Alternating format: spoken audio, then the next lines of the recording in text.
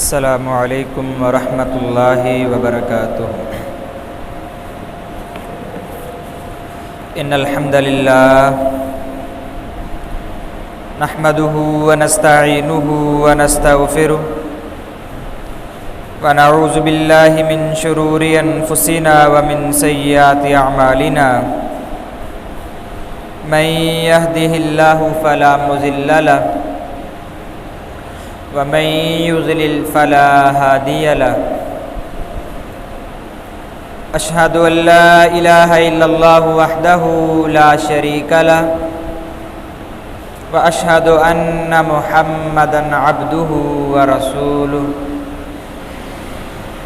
رب اشرح لي صدري ويسر لي أمري واحلل عقدة من لساني يفقهوا قولي رب زدني علما رب زدنی فہما رب زدنی عملا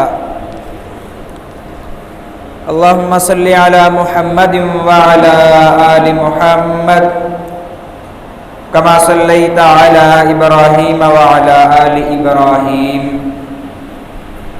انک حمید مجید اللہم بارک علی محمد وعلی آل محمد کما بارکت علی ابراہیم وعلی آل ابراہیم انک حمید مجید اما بعد فإن خیر الحدیث کتاب اللہ وخیر الہدی ہدی محمد صلی اللہ علیہ وسلم وشر الامور محدثاتها وکل محدثۃ بدعہ وَكُلُّ بِدْعَةٍ ضَلَالَةٍ وَكُلُّ ضَلَالَةٍ فِي النَّارِ اعوذ باللہ من الشیطان الرجیم یا ایہا الناس اتقوا ربکم الذی خلقکم من نفس واحدہ وخلق منها زوجها وبث منہما رجالا کثیرا ونساء واتقوا اللہ الذی تساءلون به والارحام ان اللہ کان علیکم رقیبا یا ایہا الذین آمنوا اتقوا اللہ وقولوا قولا سدیدا یصلح لکم اعمالکم ویغفر لکم ذنوبکم ومن یطع اللہ ورسولہ فقد فاز فوزا عظیما بسم اللہ الرحمن الرحیم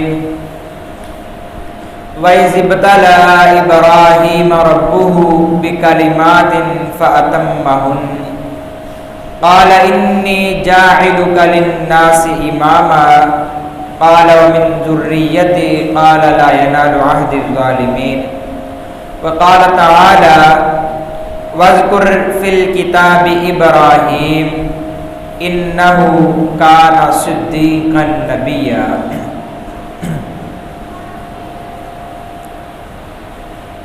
ہر قسم کی حمد و ثنا، تمہیدات، تمجیدات اللہ وحدہ لا شریک کے لیے، درود و سلام امام الہدا سید المرسلین جناب محمد الرسول اللہ صلی اللہ علیہ وسلم کی ذات گرامی پر۔ محترم، محتشم، مکرم دوستوں، بزرگوں اور میری پردہ نشین اسلامی ماؤں اور بہنوں،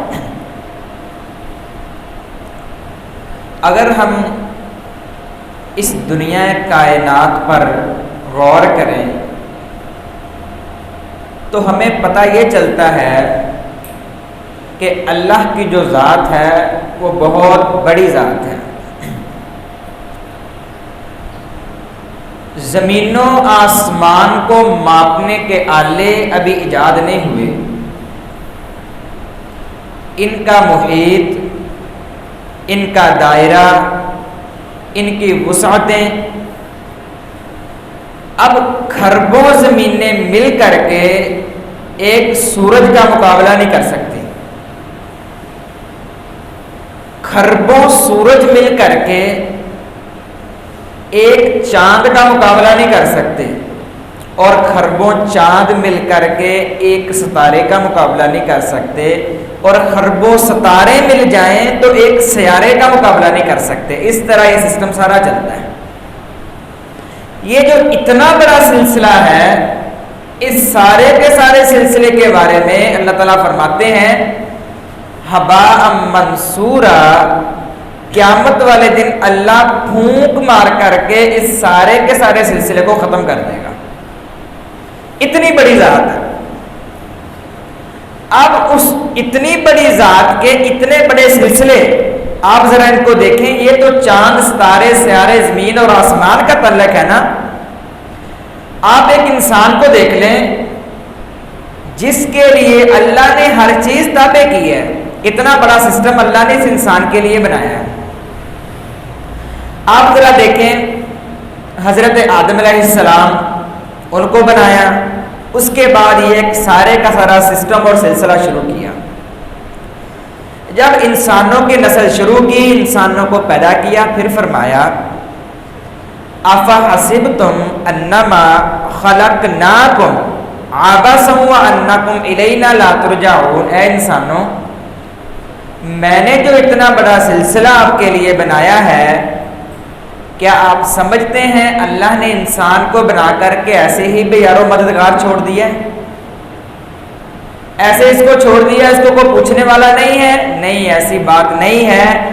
اس انسان کو سیدھے راستے پر چلانے کے لیے، اس انسان کی انگلی پکڑ کر کے اس کو اندھیروں سے روشنی میں لانے کے لیے اللہ نے آدم علیہ السلام سے لے کر کے ایک سسٹم شروع کر دیا، ایک سلسلہ شروع کیا انبیاء کا، رسول کا، تاکہ یہ جو انسان ہے ان کو گمراہی سے بچا کر کے اچھائی کی طرف لایا جائے، شرک سے بچا کر کے توحید کی طرف لایا جائے، جہنم سے بچا کر کے جنت کی طرف لایا جائے۔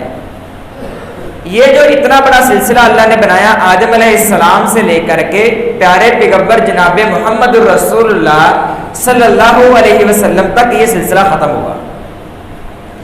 اب جتنے بھی یہ رسول ہیں، اللہ ان رسولوں کے بارے میں فرماتا ہے تِلْكَ الرُّسُلُ فَضَّلْنَا بَعْضَهُمْ عَلَى بَعْضٍ، جتنے بھی رسول ہیں ہم نے سارے کے سارے رسولوں کو بڑی اہمیت، بڑی شان و شوکت اور بڑا رتبہ اور مقام عطا کیا ہے، لیکن ان سارے کے سارے انبیاء اور رسول میں سے 2 رسول ایسے ہیں جن کے بارے میں اللہ تعالیٰ نے خود فرمایا ہے، ساری کی ساری دنیا کو ان 2 رسولوں کے بارے میں فرمایا ہے کہ آپ لوگوں نے ان دونوں کی اطاعت کرنی ہے۔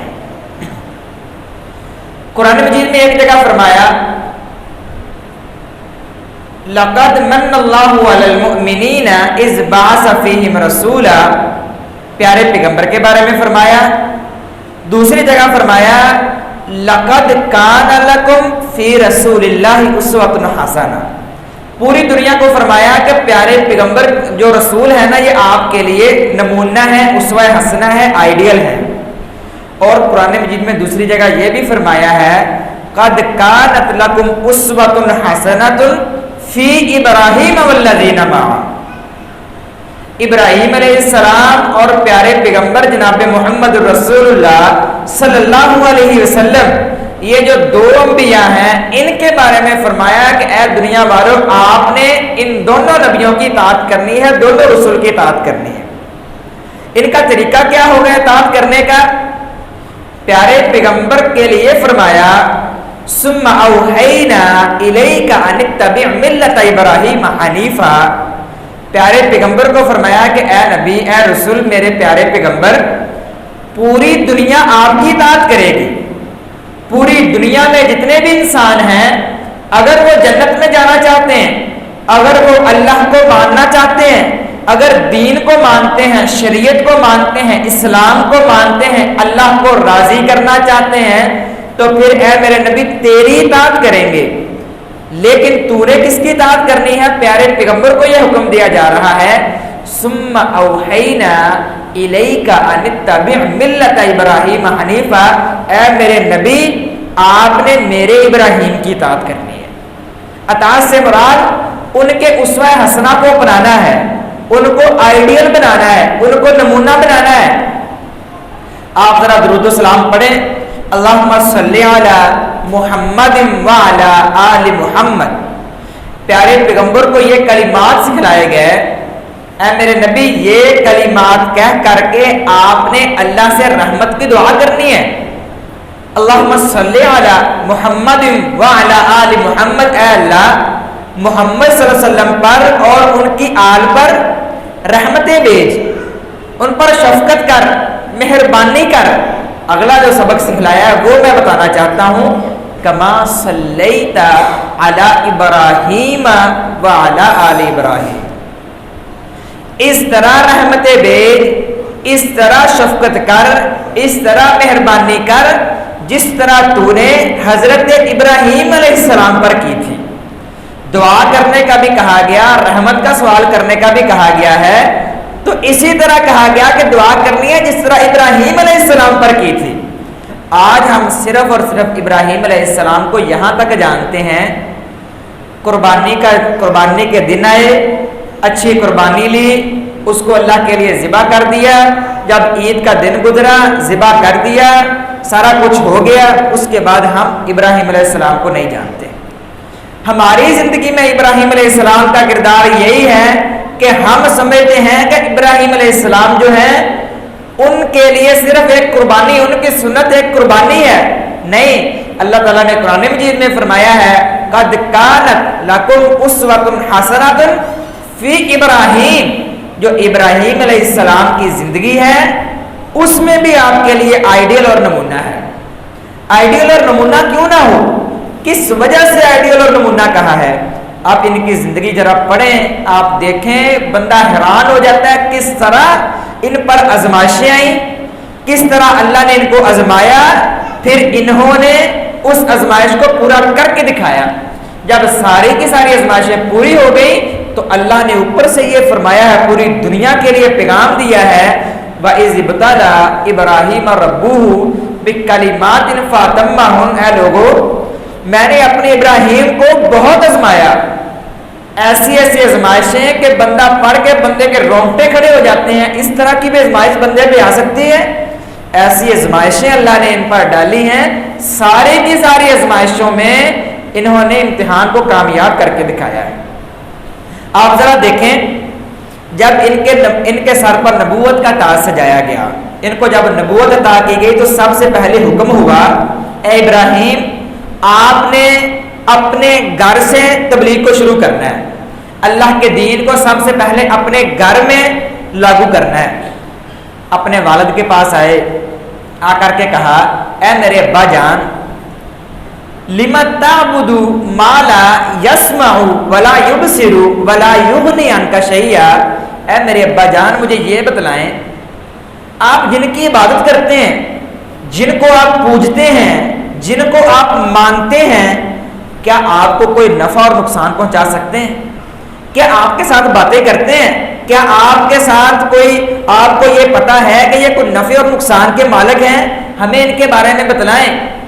جب یہ بات کہی ہے تو آگے سے ابا جو تھا اس نے کہا ہے، اگر قال اراغب انت عن آلہتی یا ابراہیم، اے میرے ابراہیم اگر تو نے ہمارے معبودوں کے بارے میں بات کی، ہمارے معبودوں کو برا بلا کہا، تو میں تجھے کیا کروں گا؟ وَاحْجُرْنِي مَلِيًّا، مجھے چھوڑ دے، ورنہ اقتلو، میں تجھے قتل کر دوں گا یا میں تجھے رجم کر دوں گا۔ یہ بات ہوئی جب باپ نے کہا کہ میں تجھے رجم کر دوں گا یا تجھے قتل کر دوں گا۔ آگے سے ان کا جواب دیکھیں، پوری دنیا کے لیے، یہ پوری دنیا کے لیے ایک میسج ہے۔ جب باپ نے یہ بات کہی ہے تو آگے سے کیا کہہ رہے ہیں؟ قال السلام علیک، اے میرے ابا جان تم پر سلامتی ہو، اللہ تم پر رحم کرے، تم پر سلامتی ہو۔ جب باپ نے کہا تجھے قتل کروں گا، تجھے رجم کروں گا، تو آگے سے کہا تم پر سلامتی ہو۔ جب باپ نے کہا وَاحْجُرْنِي مَلِيًّا، یہاں سے چھوڑ جا، میرا گھر چھوڑ دے، یہاں سے نکل جا، تو آگے سے کہا سَأَسْتَغْفِرُ لَكَ رَبِّي، اے میرے ابا جان میں تیرے لیے اللہ سے بخشش کی دعا کروں گا۔ آج آپ دیکھ لیں، باپ ایک بات کرتا ہے، آگے سے تین باتیں آتی ہیں۔ बाप ने आगे से कहा मैं तुझे कत्ल कर दूंगा। आगे से बेटे का क्या जवाब है? काला सलामुन अलैक, ऐ मेरे अब्बा जान तुम पर सलामती हो। आज बाप इतनी मेहनत करके बच्चे को बड़ा करता है, जब थोड़ी सी बात होती है तो यही बेटा जिसके लिए बाप ने खून पसीना एक किया था, जिसके लिए बाप ने ना धूप देखी थी ना छां देखी थी, जिसके लिए बाप ने अपनी हर कुर्बानी दी थी, जिसके लिए बाप ने अपना खून निकाल करके अपना पसीना निकाल करके अपने बेटे को दिया था, यही बेटा बड़ा होकर कहता है अब्बा जी तुझे सानू दिता की है, हमारे लिए बनाया क्या था। अल्लाह की कसम है, मैं आज ये किताब में पढ़ रहा था, बाप का सबसे बड़ा कुछ भी नहीं दिया बाप ने, आपके हिस्से में बाप के लिए कुछ भी नहीं आया, लेकिन जो बाप ने आपको एक नाम दिया है ना अपना, जो अपना नाम लिख करके आगे अपने बाप का नाम लिखते हो, यही जो नाम दिया है यही अल्लाह की सबसे बड़ी रहमत है। अगर ये बाप अपना नाम छीन ले ना आपसे, सिर्फ अपना नाम छीन ले, तो आप इस माशरे में मुंह दिखाने के काबिल नहीं रहेंगे।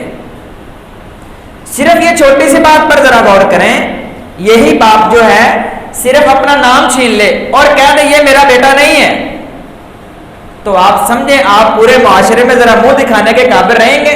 यही बाप है। जब इब्राहिम अलैहिस्सलाम की जिंदगी से हमें यह सबक मिलता है, बाप के सामने कभी बात नहीं करनी। बाप कह रहा है मैं तुझे कत्ल कर दूंगा, रजम कर दूंगा, आगे से कह रहे हैं काला सलामुन अलैक, ऐ मेरे अब्बा जान तुम पर सलामती हो, मैं तुम्हारे लिए सलामती की दुआ करता हूं, तुम्हारे लिए बख्शिश की दुआ करता हूं। बाप ने घर से निकाल दिया।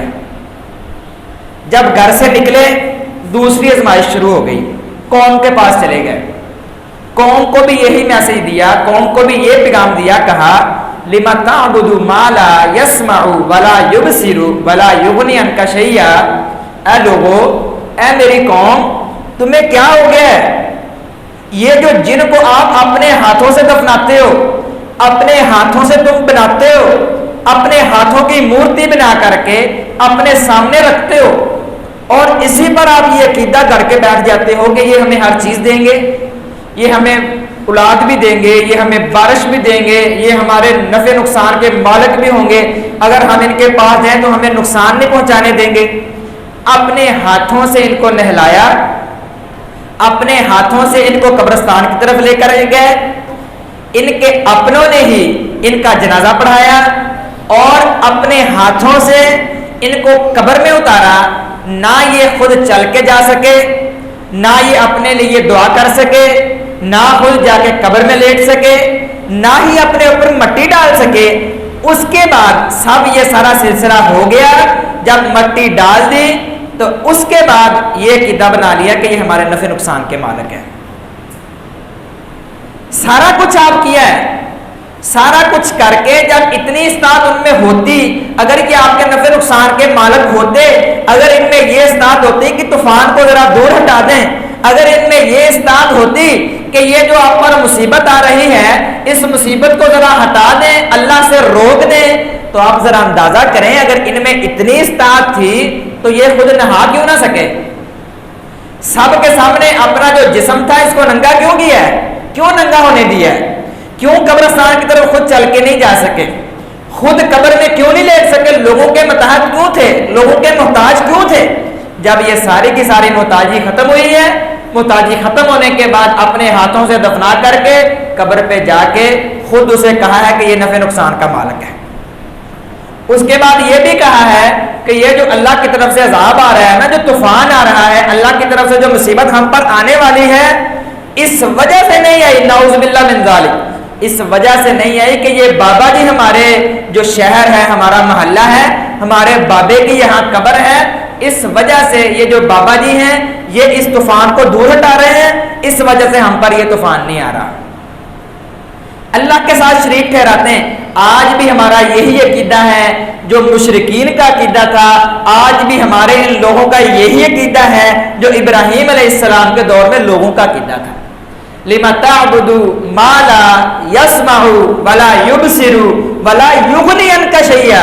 अल्लाह ताला दूसरी जगह फरमाते हैं, लोगों आप कहते हो ये नफे नुकसान के मालिक हैं, अल्लाह की कसम है ये एक ایک ذرہ جو مکھی لے کر کے آپ کے کھانے سے اڑ جاتی ہے اس کے بھی یہ مالک نہیں ہے.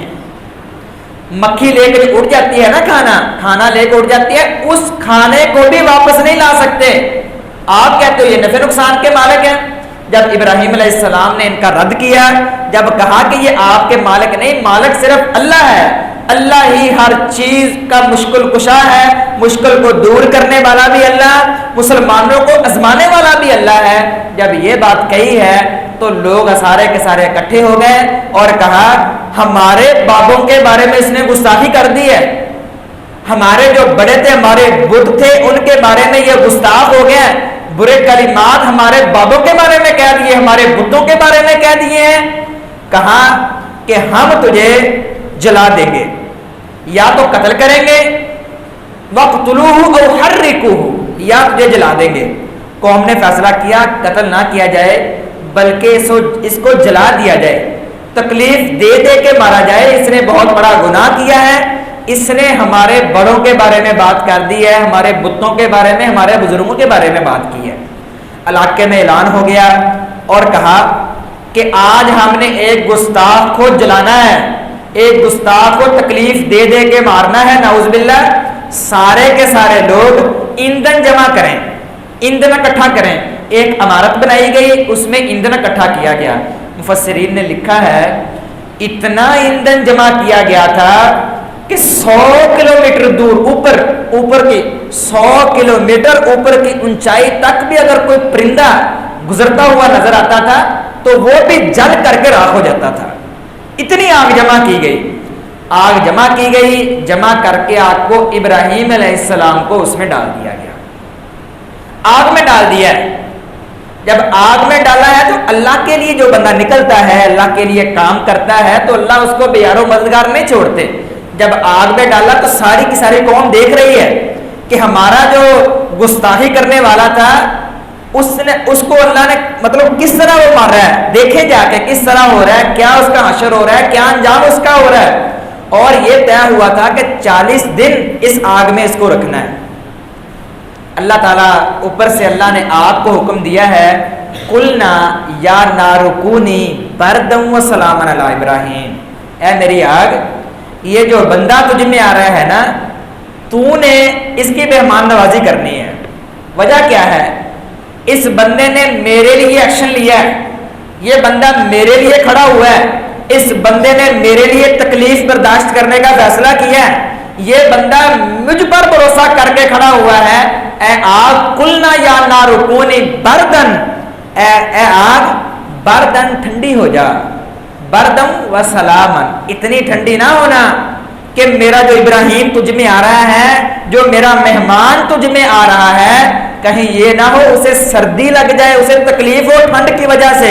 وہ سلامن, سلامتی والی ہو جائے, ایسی سلامتی والی, سلامتی ہوتا ہے ایسی سلامتی جس میں جا کے بندے کو سکون محسوس ہوتا ہے. جب 40 دن گزر گئے, 40 دن گزر کے بعد ساری کی ساری قوم دوبارہ اکٹھی ہوئی کہ دیکھیں کیا حشر ہوا, کیا معاملہ ہوا, جا کے دیکھیں تو ابراہیم علیہ السلام بالکل صحیح سلامت تھے, بالکل صحیح سلامت, ان کو ایک آنچ تک نہیں آئی تھی.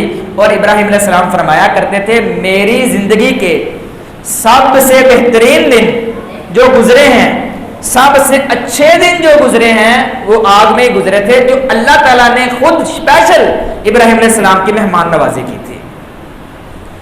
اللہ کے لیے جو بندہ ایکشن لیتا ہے, اللہ کے لیے نکلتا ہے, اللہ کے لیے کھڑا ہوتا ہے, اللہ کے لیے یہ کام کرتا ہے, کوئی اللہ پر بھروسہ کرتا ہے, تو اللہ پھر اس کو بے یار و مددگار نہیں چھوڑتا. آج بھی اگر پیدا ہو جائے ابراہیم جیسا اسلام تو یقینی بات ہے کہ اندازے جو نار ہے یہ آج بھی پیدا ہو سکتا ہے. آج صرف یقین کی کمی ہے, بھروسے کی کمی ہے. آپ دیکھیں یہاں سے نکلے ہیں, آپ دیکھیں تیسری آزمائش کیا آئی. اللہ نے 80 سال بعد, تقریباً 80 سال بعد ان کو بیٹا عطا کیا. بیٹا عطا کیا, بیٹا تھوڑا سا بڑا ہوا, تھوڑا سا جب بڑا ہوا ہے, ایک باپ سمجھ سکتا ہے جب بیٹا بڑا ہوا, 80 سال بعد اللہ نے بیٹا عطا کیا ہے, اتنی دیر بعد بیٹا عطا کیا, اتنی خوشی ہے. کہ تھوڑا سا بڑا ہوا بھروسہ بنے گا میرا، اس پر بھروسہ ہوگا، یہ میرا کندھا بنے گا، یہ سارے کی ساری ایک جو خواہشات ہوتی ہیں. تھوڑا سا جب بیٹا بڑا ہوا ہے تو اللہ کی طرف سے پیغام آ گیا، اے ابراہیم یہ بیٹا میں نے تجھے دیا تھا. کالا فرمایا، اللہ نے فرمایا ہے کہ میں نے تجھے بیٹا دیا تھا، اب وقت آتا اللہ تجھے حکم دے رہا ہے کہ اس بیٹے کو ذبح کرنا ہے. اللہ کا حکم کیا ہوا؟ بیٹے کو ذبح کرنا ہے، اس کے جو یہاں گلے پر چھری چلانی ہے. اللہ کا حکم آ گیا، کوئی چونچنا نہیں کی، کوئی کچھ نہیں کہا. اللہ کا حکم آیا، اتنی دیر بعد اللہ نے بیٹا عطا کیا ہے. یہ سارے کا سارا معاملہ سب کچھ ہوا، اللہ نے حکم دیا، اپنے بیٹے کو کہا بیٹا میں نے خواب میں دیکھا ہے، المنام خواب میں دیکھا ہے کہ میں تجھے ذبح کر رہا ہوں. بیٹے نے آگے کیا کہا؟